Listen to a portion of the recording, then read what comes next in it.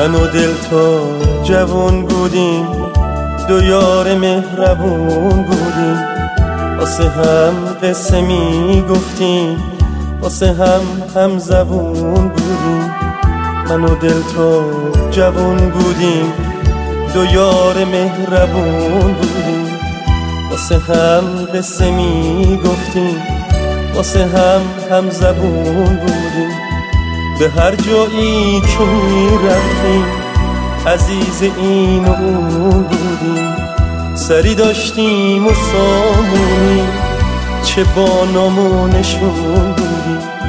بهاری بود و گل گشتیم، ندیم باغبون بودیم، دمی چون شب نم صبح، دمی رنگین کمون بودیم، دمی رنگین کمون بودیم.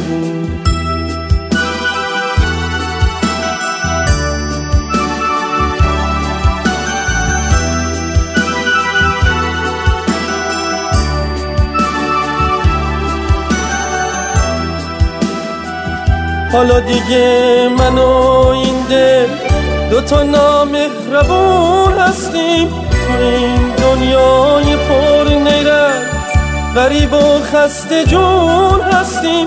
حالا دیگه من و این دل دوتا نامهربون هستیم، تو این دنیای پر نیرنگ غریب و خسته جون هستیم. نه میل باغ و گل داریم، نه فکر باغبون هستیم، آخه به سایه هامونم زنین و بدگمون هستیم. فلک با ما سر قهره که ما بی آشیون هستیم، همه از ما گریزونن، مثل باد خزون هستیم، مثل باد خزون هستیم. من و دل تو جوان بودیم، دو یار مهربون بودیم، واسه هم قصه می گفتیم، واسه هم زبون بودیم، واسه هم زبون بودیم.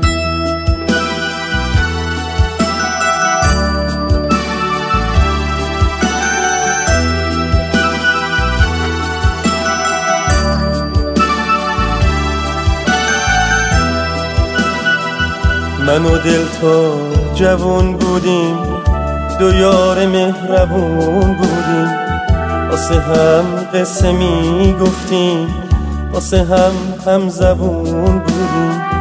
من و دل تا جوون بودیم، دو یار مهربون بودیم، واسه هم قصه می گفتیم، واسه هم زبون بودیم.